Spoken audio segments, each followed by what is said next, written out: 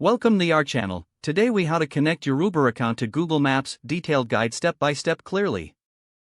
Open the Google Maps app on your device.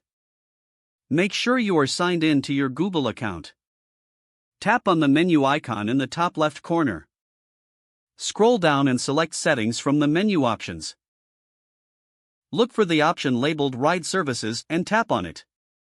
Select Add Ride Service. A list of available services will appear. Find and select Uber from the list. You may be prompted to sign in to your Uber account.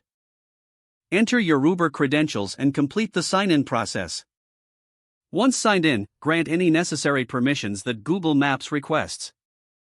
Return to the Ride Services menu in Google Maps. You should see your Uber account connected now. To book a ride, simply enter your destination in the search bar. Tap on the Directions button, then choose the Uber option. Follow the prompts to request your ride through Google Maps.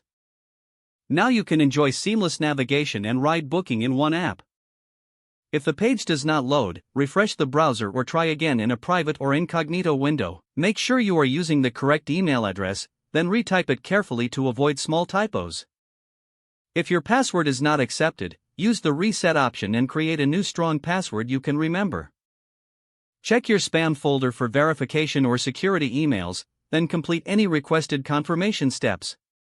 Enable two-factor authentication if available to improve account security and reduce unauthorized access risk.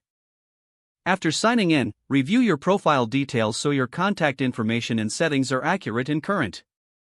If you see an error message, note it down and try again after restarting your device and internet connection. Log out when you finish, especially on shared devices, to keep your account and payment information secure. If the page does not load, refresh the browser or try again in a private or incognito window. Make sure you are using the correct email address, then retype it carefully to avoid small typos. If your password is not accepted, use the reset option and create a new strong password you can remember. Don't forget to like this video and subscribe to our channel for more step-by-step tech guides.